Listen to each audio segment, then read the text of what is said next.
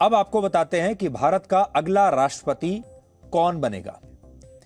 आज तमाम विपक्षी दलों ने मिलकर वाजपेयी सरकार में वित्त मंत्री रहे यशवंत सिन्हा को राष्ट्रपति पद के लिए विपक्ष का संयुक्त उम्मीदवार घोषित कर दिया। यशवंत सिन्हा अब इस रेस में आ गए हैं और यशवंत सिन्हा पहले बीजेपी के बड़े नेता हुआ करते थे। अटल बिहारी वाजपेयी की सरकार में वो देश के वित्त मंत्री और विदेश मंत्री रह चुके हैं, लेकिन नरेंद्र मोदी के प्रधानमंत्री बनने के बाद उन्होंने वर्ष 2018 में बीजेपी छोड़ दी थी और वो मोदी का विरोध करने वाले नेताओं में सबसे आगे थे। यहां पर जैसे ही बीजेपी में स्थितियां बदली, उन्हें नरेंद्र मोदी पसंद नहीं है, उनकी राजनीति पसंद नहीं है और इसलिए वो बीजेपी से बाहर निकले। फिलहाल वो टीएमसी में है। इससे पहले विपक्षी दलों ने शरद पवार को पहले ऑफर दिया कि आप राष्ट्रपति पद के उम्मीदवार बन जाइए। शरद पवार ने मना कर दिया। उन्होंने सोचा कि अब जीवन के इस आखिरी पड़ाव पर जब इतना नाम कमाया है, वो इतने बड़े नेता बन गए हैं, वो अपना आखिरी चुनाव हारना नहीं चाहेंगे। इसलिए शरद पवार ने बहुत विनम्रता के साथ कह दिया कि मैं नहीं लड़ पाऊंगा।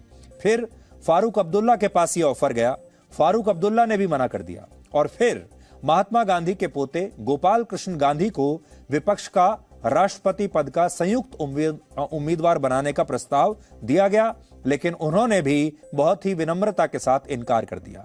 यानी स्थिति यह है कि विपक्ष के जो नेता हैं वो किसी उम्मीदवार को ढूंढ रहे हैं। पूरे देश में सारी पार्टियों में उम्मीदवार को ढूंढा जा रहा है कि कोई एक उम्मीदवार इस देश में मिल जाए जो राष्ट्रपति पद का चुनाव लड़ ले, लेकिन उन्हें उम्मीदवार नहीं मिल रहा क्योंकि कोई भी बड़ा नेता, इज्जतदार नेता, बड़ी शख्सियत रखने वाला नेता इस समय राष्ट्रपति पद के चुनाव में जाना नहीं चाहता, क्योंकि उन्हें यह साफ पता है कि वो जीत नहीं पाएंगे।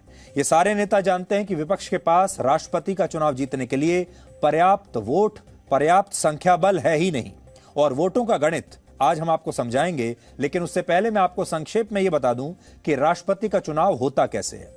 तो हमने आपको यह तो बता दिया कि एक तरफ अब बड़ी मुश्किल से यशवंत सिन्हा मान गए हैं और यशवंत सिन्हा के लिए आज की स्थिति में जो उनकी हालत है और राजनीतिक रूप से वो जहां खड़े हैं, उनके लिए यही बड़ी बात हो जाएगी कि वो राष्ट्रपति पद का उम्मीदवार के तौर पर वो चुनाव लड़े, चाहे उन्हें 1000 वोट भी ना मिले। तो राष्ट्रपति के चुनाव के लिए लोकसभा के सांसद, राज्यसभा के सांसद और सभी राज्यों के विधायक वोटिंग करते हैं और यह चुनाव बाकी चुनावों से अलग होता है क्योंकि इसमें हर वोट की वैल्यू अलग अलग होती है और यह वैल्यू हर राज्य की जनसंख्या के आधार पर तय की जाती है और जनसंख्या के लिए 1971 की जनगणना को आधार माना जाता है। अब क्योंकि उत्तर प्रदेश आबादी के मामले में भारत का सबसे बड़ा राज्य है, इसलिए उत्तर प्रदेश के विधायकों के वोट की जो वैल्यू है वो सबसे ज्यादा है। तो सबसे महंगा जो वोट है, सबसे ज्यादा भारी वोट जो है वो उत्तर प्रदेश के विधायक का है। उत्तर प्रदेश के हर विधायक के वोट की वैल्यू है 208, यानी इस हिसाब से उत्तर प्रदेश के 403 विधायकों के वोट की टोटल वैल्यू हुई 83,824, क्योंकि हमने 208 को गुणा किया है कुल मिलाकर सारी संख्या से। लेकिन दूसरी तरफ सिक्किम के एक विधायक के वोट की वैल्यू सबसे कम है पूरे देश में और वो है सिर्फ 7, क्योंकि 1971 की जनगणना के मुताबिक सिक्किम की आबादी सिर्फ 2 लाख है। यानी इस हिसाब से सिक्किम के 32 विधायकों की जो टोटल वैल्यू हुई वो है सिर्फ 224, मतलब 32 गुणा 7 जब हमने किया तो टोटल वैल्यू आती है 224। यानी ये वहां के सिक्किम के जो टोटल विधानसभा की जो वैल्यू है वो ये है। अब जो विधायक इस चुनाव प्रक्रिया में हिस्सा लेते हैं उनकी संख्या हमारे देश में है कुल मिलाकर सारे राज्यों के विधायकों को मिलाकर 4033 और इन सब के वोट की जो वैल्यू है मिलाकर वो बनती है 5,43,231, जबकि लोकसभा और राज्यसभा के 776 सांसदों के वोट की वैल्यू है 5,43,200, यानी हर एक सांसद के वोट की वैल्यू हुई लगभग 708। यह वैल्यू निकालने के लिए सभी विधायकों के टोटल वोट की वैल्यू को सभी सांसदों की संख्या से भाग किया जाता है, डिवाइड कर दिया जाता है और तब यह 708 की वैल्यू निकलती है और सभी सांसदों और विधायकों के वोट की टोटल वैल्यू बनती है 10,86,000। तो सबकी मिला के जो वैल्यू आई वो है 10,86,000। अब राष्ट्रपति का चुनाव जीतने के लिए 50% से ज्यादा वोट होने चाहिए। किसी भी एक उम्मीदवार के पक्ष में। और इस समय बीजेपी और उसकी सहयोगी पार्टियों के पास लगभग 48% वोट हैं, यानी उन्हें सिर्फ 2% वोट और चाहिए। 48% उनके पास पहले से है। कांग्रेस और उसके सहयोगी दलों के पास 24% वोट है। टीएमसी के पास 5.4% वोट है। जगन मोहन रेड्डी की वाईएसआर कांग्रेस के पास भी 4% है। नवीन पटनायक की बीजू जनता दल के पास लगभग 3% वोट है। और अब अगर वाईएसआर कांग्रेस या बीजू जनता दल में से कोई एक पार्टी भी अगर बीजेपी को अपना समर्थन दे देती है तो उसका उम्मीदवार राष्ट्रपति के चुनाव में जीत जाएगा, जिसकी की बहुत ज्यादा संभावनाएं हैं। और यहां बड़ी बात यह है कि वाईएसआर कांग्रेस के अध्यक्ष जगन मोहन रेड्डी इसी महीने प्रधानमंत्री मोदी से मुलाकात कर चुके हैं और नवीन पटनायक ने भी 30 मई को प्रधानमंत्री मोदी से मुलाकात की थी।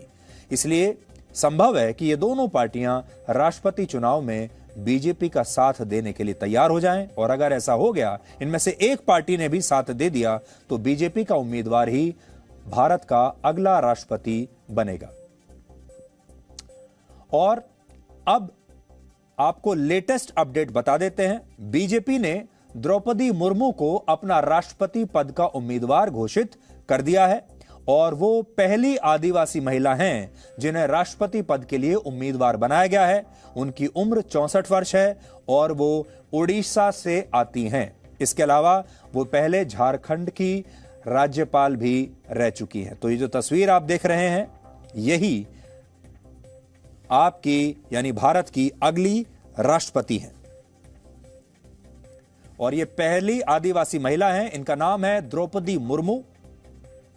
द्रौपदी मुर्मू बीजेपी की राष्ट्रपति पद की उम्मीदवार हैं और जो इस समय नंबर गेम है उसके हिसाब से आप अभी से यह तय मान सकते हैं कि द्रौपदी मुर्मू ही भारत की अगली राष्ट्रपति होंगी, क्योंकि बीजेपी के पास 48% वोट हैं। उन्हें सिर्फ 2% वोट और चाहिए 50% का आंकड़ा छूने के लिए, और वो आसानी से इतने वोट बीजेपी दूसरी पार्टियों से ले लेगी। तो बड़ी बात यही है कि द्रौपदी मुर्मू बीजेपी की तरफ से भारत के राष्ट्रपति पद की उम्मीदवार होंगी। और क्योंकि वो आदिवासी महिला हैं और उड़ीसा से आती हैं, तो अब लगभग आप इस बात को तय मानिए कि बीजू जनता दल के नवीन पटनायक भी अब द्रौपदी मुर्मू के लिए बीजेपी के साथ खड़े हो जाएंगे। और अगर बीजेडी ने बीजेपी का साथ दे दिया तो फिर बीजेपी राष्ट्रपति पद का यह चुनाव जीत जाएगी और द्रौपदी मुर्मू ही भारत की अगली राष्ट्रपति बनेंगी। और क्योंकि वो उड़ीसा से आती हैं और आदिवासी भी हैं, इसलिए बीजेडी उन्हें जरूर सपोर्ट करेगी।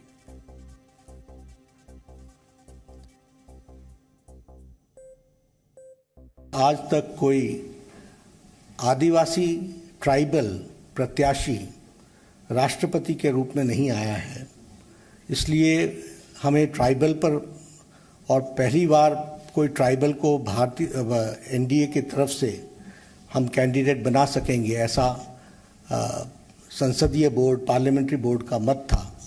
और इसलिए श्रीमती द्रौपदी मुर्मू इनको राष्ट्रपति का प्रत्याशी घोषित किया गया है।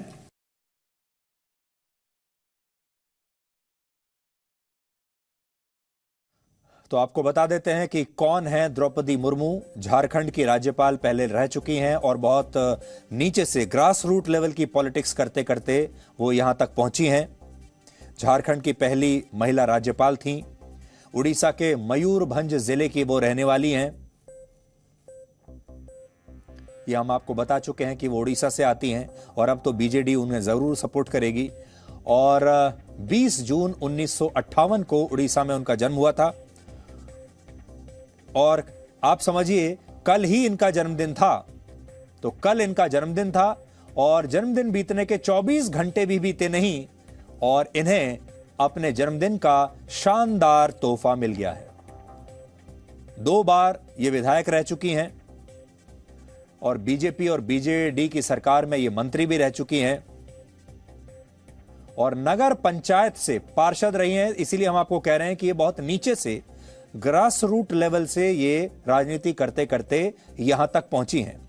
तो इन्होंने नगर पंचायत का चुनाव भी लड़ा है और नगर पंचायत से होते होते ये विधायक बनी, उसके बाद मंत्री बनी, उसके बाद राज्यपाल बनी और अब ये राष्ट्रपति बनेंगी।